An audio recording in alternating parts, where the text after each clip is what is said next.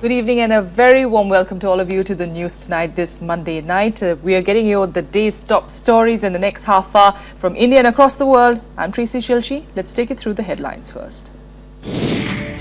Release of Kashmiri separatist Masrat Alam resounds in both houses of parliament. The Prime Minister says his government shares the outrage as the opposition questions the BJP-PDP alliance in Jammu and Kashmir. But PDP backs decision to release Alam despite growing criticism. BJP demands re-arrest of the separatist, while Shiv Sena wants the Jammu and Kashmir CM booked for the decision. Sushma Swaraj calls for humanitarian solution to India-Sri Lanka fishermen issue ahead of Prime Minister Modi's first visit to the island nation this week. West Bengal Chief Minister Mamata Banerjee meets the Prime Minister for the first time in 9 months to demand relief from paying of interest on debts. Centre assures all help. And a stunning victory by Bangladesh in the World Cup. Enter the quarterfinals by knocking England out of the tournament.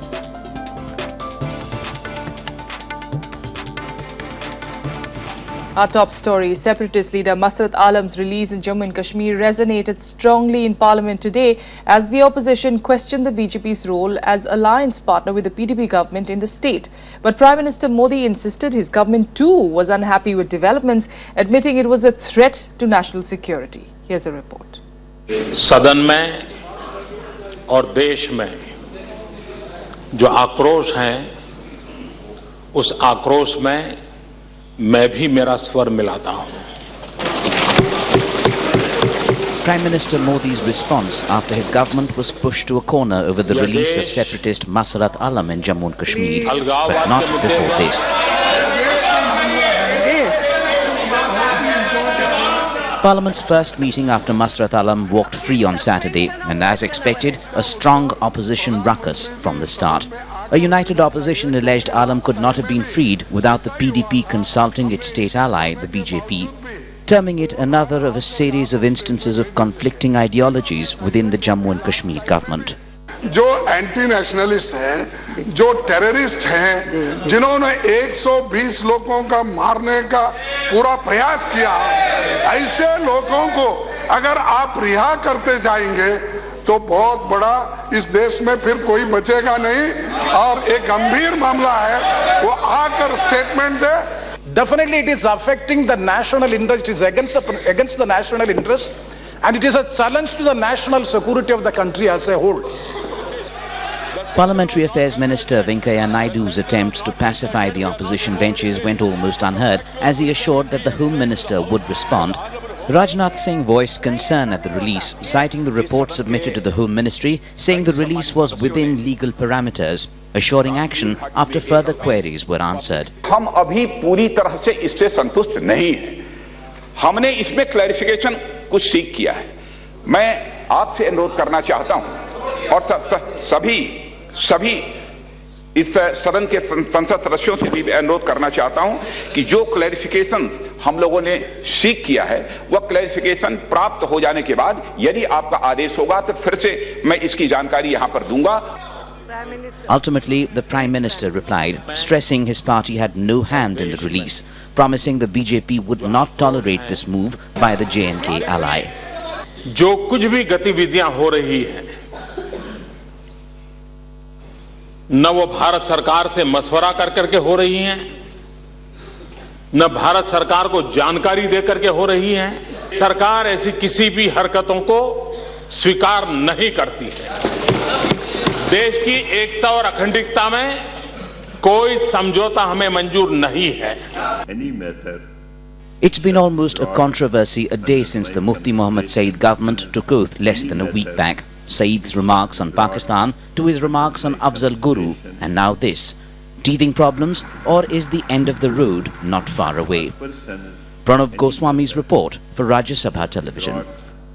Well, the decision to release Alam drew sharp reactions in Rajya Sabha as well. Proceedings of the upper house were adjourned twice, despite a cornered government saying it will not compromise on national security. Making a statement in the upper house, Home Minister Rajnath Singh assured that the BJP and PDP have no hidden agenda.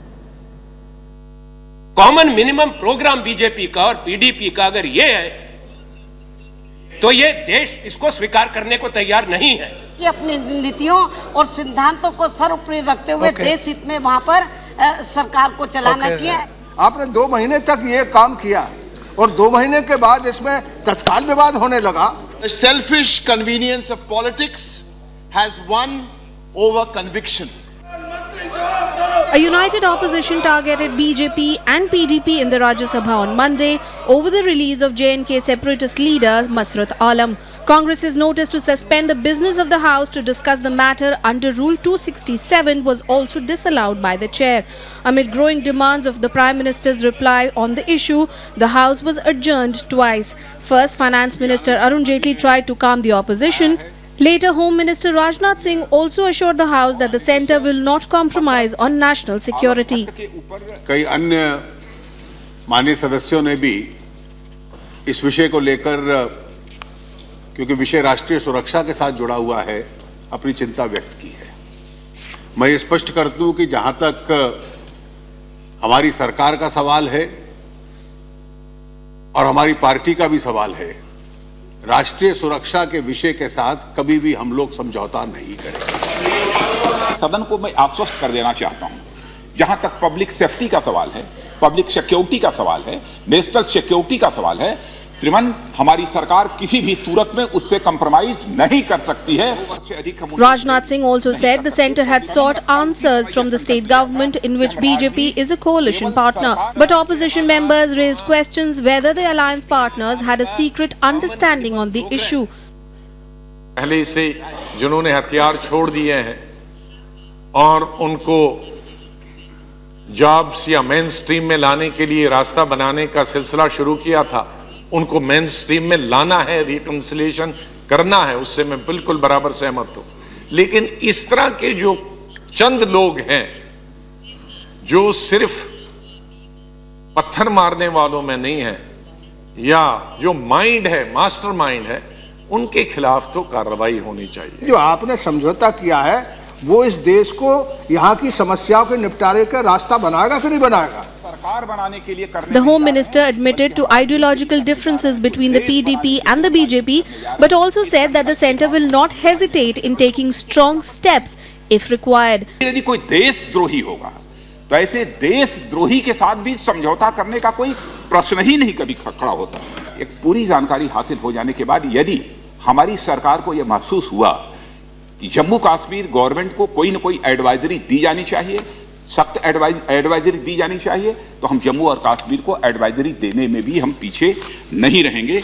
यह मैं नेता प्रतिपक्ष को अपनी तरफ से आश्वस्त करना चाहता हूं। PDP on its part backed the decision and criticized the Congress for raising the issue. The party reminded the House that the PDP-Congress coalition had released other Hurriyat leaders in 2002. 2002 में कांग्रेस और पीडीपी की जब सरकार बनी, उस वक्त Hurriyat conference के जो लीडर गिलानी साहब, शबीर शाह साहब और जो बाकी यासीन मलिक, उस वक्त रिहा किया गया, किसी ने कोई बात नहीं की। Government also shifted the blame on the previous Congress NC government for not referring the matter of Alam's detention under the Public Safety Act in September 2014 to the advisory board and accused it of sitting over it for over 3 months. The proceedings were adjourned after the government refused to give in to the demands for the PM's reply in the House. With inputs from Kriti Mishra and Vishal Daya, Bureau Report for Rajya Sabha TV. While the Home Minister and the PM tried to calm the opposition in Parliament, the PDP refused to back down, saying that it stood by its decision to release Alam. Their justification, they will not keep people illegally detained in jails. This despite voices against the BJP-PDP alliance growing louder. He has been released on bail in all the cases. There was no legality to keep him behind the bars, and Home Ministry has taken the decision within the legal parameters. There is no illegality, or the decision is nowhere against the Constitution. The PDP has reiterated that it cannot keep people in jails illegally. Justifying Masrat Alam's release on bail, senior party leader Naeem Akhtar said Alam had been released by a high court about 6 times in the past, but was always rearrested after being slapped with fresh charges. The PDP also blames the previous National Conference Congress government in the state. Congress is trying to exert pressure on the BJP. They have forgotten that when they were in alliance with PDP in Jammu and Kashmir, similar efforts were taken, and we are only carrying forward the efforts which were taken at that time. The development has also given fodder to opposition leaders who have questioned BJP's decision to ally with the PDP in the state. This, even as BJP MLAs lodged strong protest with Chief Minister Mufti Mohammad Saeed over the issue. तो अब तो जानकारी हो गई, अब आपका stand क्या है, अब आप क्यों सरकार में बने हुए हैं, तो आपने जो सिद्धांतहीन और अवसरवादी गठबंधन किया है कुर्सी के लिए, तो उसको आप साफ साफ कहिए. It shows the double-facedness, hypocrisy, the double standards and the clear lust for power, somewhat cheap politics which the BJP is playing, that day after day everything which they have preached without practice to India, nationalism, nationhood, India's unity, etc., is being violated day in and day out. Government in Jammu and Kashmir is a coalition government, BJP, PDP government, and BJP cannot absolve its responsibility, and BJP also should own up responsibility for what is being done in Jammu and Kashmir, what is happening in Jammu and Kashmir. But it is not only the opposition that has raised questions over the alliance. BJP's ally Shiv Sena is not too happy with the situation either. एखाद्या व्यक्तीला इतक्या वेळेला का अटक केली गेली त्याचाही खुलासा झाला पाहिजे. आणि दुसरा आज सुद्धा त्यांनी दुसरा आतंकवादी सोडला असं तुम्ही म्हणताय. मला वाटतं चाललंय काय बरोबर नाहीये. केवळ सरकारमधनं बाहेर पडणं न पडणं हा त्यांचा जरी विषय असला तरी मला असं वाटतं अतिरेक्याला मदत केली म्हणून मुफ्ती मोहम्मदवरती एक गुन्हा का दाखल केला जाऊ नये. Meanwhile, Pakistan has once again riled many in India, with Pak envoy Abdul Basit meeting separatist leader Syed Ali Shah Gilani. The meeting yet again threatens to sabotage the semblance of normalcy that was returning between the two countries with Foreign Secretary S. Jaishankar's recent visit to Islamabad. Bureau Report, Rajya Sabha TV. In other news, the Land Acquisition Amendment Bill was debated in Lok Sabha today. During the debate, the government said that the amendments were necessary for the purpose of national security and industrial development. But the government's intentions were strongly questioned by the opposition. I beg to move that the right to fair compensation and transparency in land acquisition, rehabilitation and resettlement Amendment Bill 2015 be taken into consideration. And the government has shown willingness to be flexible about the provisions in the land acquisition bill. The government also said that the amendments have been brought in on the demands of the state governments. Despite this, the opposition can have its say. It is incumbent on the government of the day to take care of those concerns and see to it that these concerns are addressed too. That is the point which I am trying to make, sir. So it's not a unilateral decision taken by this government. It's a decision taken after proper consultation with the states. As many as 28 to 30 states were present in the meetings. They have expressed concerns. The debate on the bill was started by CPI MP C.N. Jayadevan. He accused the government of bringing in an ordinance on the issue just to benefit industrialists. 13 central acts specified in the 4th schedule had to be amended in order to make them consistent with the new act within 1 year, that is by December 31st, 2014. The NDA government is giving this as a reason for bringing in the ordinance. But the question is, why did they wait till December 31st, 2014? If the amendments were in favor of the poor, they should have brought it as a bill in Parliament and passed it unanimously. The opposition raised several questions about the government's intentions on the issue. Speaking on the Congress's behalf, Jyotiraditya Scindia said the government was not only against the poor and the farmers, but is also putting food security in jeopardy. आपने कहा था कि इस अध्यादेश के पीछे कई कारण हैं. पहली बात देश की सुरक्षा, दूसरी बात किसानों को पूर्ण मुआवजा दिया जाएगा, और तीसरी बात कुछ मामूली त्रुटियां हैं जिन्हें हमें हटाना होगा. इन तीनों चीजों का कोई प्रमाण नहीं है। Some opposition leaders also accused the government of trying to benefit just the private sector. They also demanded that farmers be consulted before land is acquired. We have strong reservations about your move to include private hospitals and private educational institutions for the purpose of becoming eligible for getting acquired land. Lately, sir, you would have noticed that we are being bombarded with a word which is now sounding very detestable to all of us, and that word is development. So development, when the word is uttered, I always wonder, development for whom? Is it development for an Adani or for an Ambani? For the private enterprises, private industrialists, 80% consent, 80% purchase if it is taken, and 20% acquisition. That time also we opposed, and we are today also 100% we are opposing. The government is unlikely to have any problems in getting the bill passed in Lok Sabha, but it is sure aware that there will be voices against the bill not only from the opposition benches but also from its own allies. There is also a fear that the bill could portray the government as anti-farmer, thus the flexibility. The debate will continue on Tuesday. Shyam Sundar's report for Rajya Sabha TV.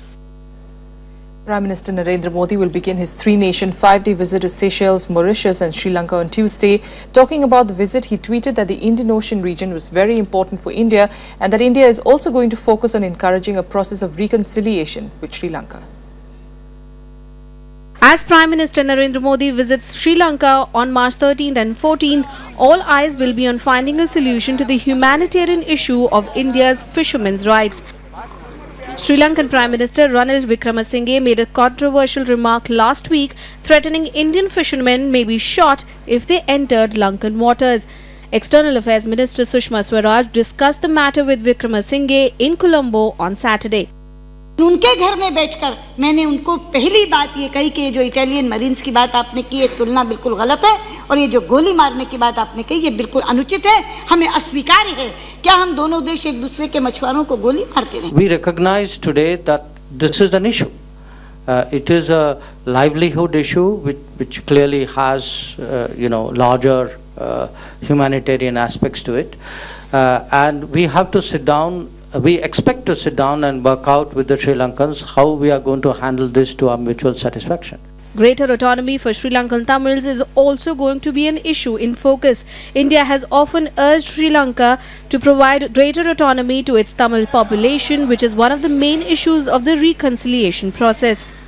Our role has been really to encourage that process happening, and we continue to be encouraging. There's a whole history out here, which sort of right now centers around the implementation of the 13th Amendment.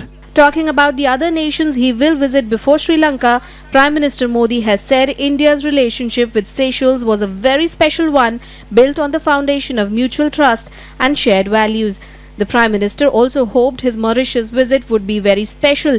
He tweeted that the relationship between the two countries had been strong and the two countries would work together to further these ties. Bureau Report, Rajya Sabha TV. Well, one issue likely to come up during the Prime Minister's visit to Sri Lanka will be the fishermen's issue. And External Affairs Minister Sushma Swaraj told the Rajya Sabha today that this issue will be dealt with on humanitarian grounds and that India's concerns have been raised with Sri Lanka. External Affairs Minister Sushma Swaraj's statement to the Rajya Sabha came in the backdrop of Sri Lankan Prime Minister R. Wickremesinghe's recent strong remarks on Indian fishermen. Swaraj said the issue needed a softer approach. जब तक हम deep sea fishing पर जाते हैं तब तक के लिए तो कोई इंटरिम अरेंजमेंट करना होगा और वो इंटरिम अरेंजमेंट टेक्निकलिटीज पे नहीं हो सकता, वो ह्यूमैनिटेरियन एंगल से ही होगा और इसके लिए एक मैकेनिज्म हमने तय किया है कि दोनों तरफ के मछुआरे स्वयं बैठे. Members raised objections on the issue of deep-sea fishing as others asked what steps the government had taken in response to the Sri Lankan Prime Minister's statement on shooting dead trespassing Indian fishermen. जो fisherman हैं उनकी जाने की एक सीमा होती है boat के जरिए, and when you invite the multinational corporation trolleys for the fishing, वो अंदर डीप सी में जाकर के मछली पकड़ने का काम करते हैं, जिससे सारे देश के मछुआरे बर्बाद हो गए। कहां से हमारा मछुआरा डीप सी फिशिंग लेकर आएंगे? मैं विदेश में जाके देखा डीप सी फिशिंग किसको बोलता है। 100 करोड़ रुपया लगता है एक डीप सी फिशिंग के लिए। हमारा मछुआरा इतना गरीब आदमी है, उसको एक छोटा ट्रॉलर भी नहीं मिलता है, नाव भी नहीं मिलता है। और सुझाव देता है कि हमारा मछुआरा डीप सी फिशिंग करेंगे। Did the EAM tell the Sri Lankan Prime Minister that the Prime Minister, that is the Indian Prime Minister, cannot visit Sri Lanka until he publicly retracts his threat to kill innocent, unarmed Indian fishermen? All right. Swaraj sought to allay concerns on the deep-sea fishing issue, assuring government help to fishermen. She also informed the upper house that she had voiced strong objection during her visit to Sri Lanka last week and received a positive response from the Lankan PM. हमारे प्रवक्ता ने जो बात मेरी हुई थी उन दोनों के बीच, हम दोनों के बीच में, वो उन्होंने रखी, पर उनकी तरफ से कोई खंडन हमारी बात का नहीं किया गया। तो जो संस्कृत में एक सूत्र है, मौनम स्वीकृति लक्षणम, उनका चुप रह जाना मेरे ये कह जाने के बाद कि वो सहमत हो गए हैं और समझ गए हैं और ये बात अनुचित थी, ये उनको समझा दी गई है। ये रिट्रैक्शन ही है उनकी तरफ से और ये पब्लिक अपॉलॉजी के बराबर ही है उनकी। Prime Minister Modi will be in Sri Lanka on March 13th and 14th on the third and final leg of his 5-day tour beginning Tuesday. It will be the first visit by an Indian Prime Minister to the country in 28 years. Vishal Dahiya's report for Rajya Sabha Television. West Bengal Chief Minister Mamata Banerjee met Prime Minister Narendra Modi today asking for financial help for the state. This was the first official meeting between the two leaders since Modi took charge as PM last year. Barring an accidental meeting at the Rashtrapati Bhavan in December, Mamata has avoided the Prime Minister for the past 9 months. During this meet, Modi assured Mamata of full assistance from the centre to ease the debt burden on the state. The centre has already agreed to devolve 42% of the divisible pool of taxes to states for the next 5 years. In addition, West Bengal will also get the royalty on coal and other minerals. This will provide a benefit of 1,600 crore rupees to the state annually. West Bengal will also get 11,200 crores from the coal blocks that have been auctioned so far. चर्चा हुआ है, चर्चा का बाद में prime minister जो कहा है वो कहा है कि ये बात सच है कि पश्चिम बंगाल को कर्जा सबसे ज्यादा है, देश में सबसे अधिक है। लेकिन तब भी एक बात है, इसका परिस्थिति में भी आप लोगों ने फाइनेंशियल डिसिप्लिन किया है फाइनेंस को, और आप लोगों ने बहुत बढ़िया काम किया है और आप लोगों को फाइनेंस की परिस्थिति भी आप लोगों ने बहुत बदल किया है। आने वाला दिन भी आप लोगों ने बहुत सुधराएंगे जैसे आप लोग चल रहे हैं। हम लोग कोशिश करेंगे कि हमारा भी ऊपर बहुत सारे देश का कर्जा है, जैसे इंटरेस्ट का कर्जा है बहुत सारे स्टेट के लिए, तो हम कोशिश करेंगे मिलजुल के अगर कोई हल निकाल सकता है। International news. And Russian President Vladimir Putin has admitted for the first time that he ordered officials to start work on taking control of Crimea weeks before the referendum in the region. So far, the Kremlin has maintained that it was the referendum that prompted Crimea's annexation from Ukraine. Putin's assertion comes barely a week before the first anniversary of the annexation of Crimea on the 18th of March. Russian state television channel Rossiya 1 aired a brief extract of an interview in which Putin says he had called an emergency meeting in February last year to discuss the overthrow of Ukrainian President Yanukovych. The trailer of that documentary titled Homeward Bound was broadcast on Sunday night with no release date announced.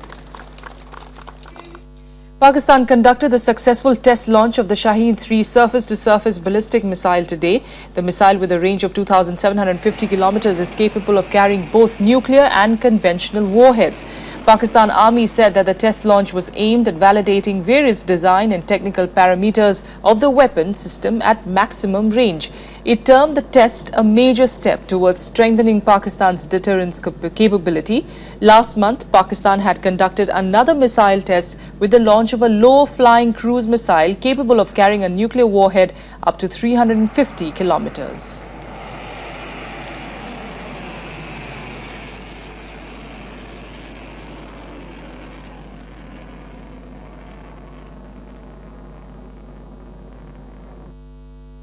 India has taken up with Australia the murder case of an Indian woman professional in Sydney. Prabha Arun Kumar was stabbed to death on Saturday just 300 meters away from her home as she spoke to her husband over the phone. Australian officials have so far rejected the racial attack theory, assuring that the perpetrators will be brought to book at the earliest. CCTV footage of the murder. Software professional Prabha Arun Kumar, on work tour from India, was brutally stabbed to death in Sydney on Saturday evening as she returned home from work. She is said to have been speaking to her husband over the phone as the attack happened. Back home, External Affairs Minister Sushma Swaraj has voiced deep anguish, assuring that the government is in close touch with the consulate in Sydney. Our Consul General spoke to the New South Wales Premier, Mr. Mike Baird, and requested him to pursue this matter with the utmost importance. Local Indian leaders pacify worries over the attack being a race crime. बहुत शोकजनक घटना है ये। इसके पीछे क्या कारण रहे हैं, क्या रेशियल अटैक था या ये कोई टारगेटेड अटैक है, ये तो इन्वेस्टिगेशन चल रही है, उसके बाद पता चलेगा। Australian officials condemned the attack, assuring a comprehensive probe into the crime. A special detective squad has been formed to investigate the murder. Setting aside the racial crime theory is paramount. Now, we are considering all options at this point in time, but it's very early in the investigation, so it's difficult for me to assume one thing or another, and we aren't speculating at all. But we have nothing to suggest at this point in time that this is a racially motivated attack. This is not the first time Indians have been attacked in Australia. In 2010, a few racist attacks were reported, leading to a diplomatic row between two countries. Authorities on both sides hope this one doesn't blow up that way. Bureau Report, Rajya Sabha TV. And time now for more international updates in Global Buzz. Inspectors from the UN nuclear watchdog are in Tehran to hold talks with Iraqi officials on Iran's nuclear program ahead of the March deadline. The International Atomic Energy Agency said Iran has still not addressed specific issues on terms and conditions for the final agreement, which includes questions on alleged research activities. Later on March 15th, the US Secretary of State John Kerry and his Iranian counterpart Mohammad Javad Zarif are expected to meet in Switzerland to hold further talks.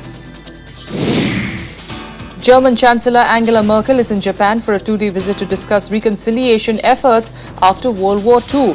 Merkel spoke on the need to squarely confront its wartime past, but also pointed out that neighboring countries must do their part to achieve reconciliation. Japanese Prime Minister Shinzo Abe is expected to issue a statement to mark the 70th anniversary of Japan's defeat in World War II later in August. Fierce clashes were reported between Kurdish forces and Islamic State in the Iraqi town Kirkuk today. Kurds are backed by the US-led coalition against the IS. Kurdish governor said that they are in an attempt to drive away militants from the city. Intense fighting were also reported between Peshmerga and IS in northwest of Kirkuk.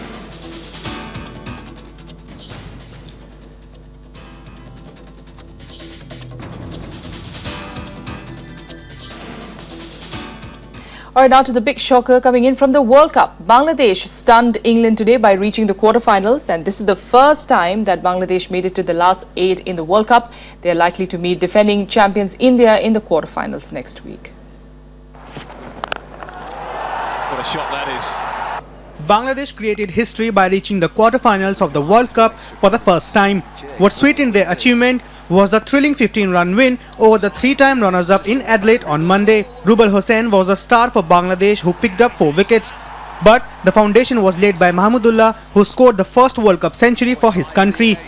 He was supported by Mushfiqur Rahim's knock of 89 runs. With 3 wins, Bangladesh is now placed 3rd in Group A. They will now face group leaders New Zealand in their final group match, the results of which are unlikely to change the standings. Australia is sitting pretty tight at number 2 with a superior net run rate. This means that Bangladesh will play their first World Cup quarter-final against neighbour India. The defending champions are currently on top of Group B with 4-match winning streak. Dhoni's men will face Ireland on Tuesday with the hope to keep the winning streak going. India will play their last group match against Zimbabwe and are expected to end on top of Group B. Bureau Report, Rajya Sabha TV. Well, that's it for today from the entire team here. Good night.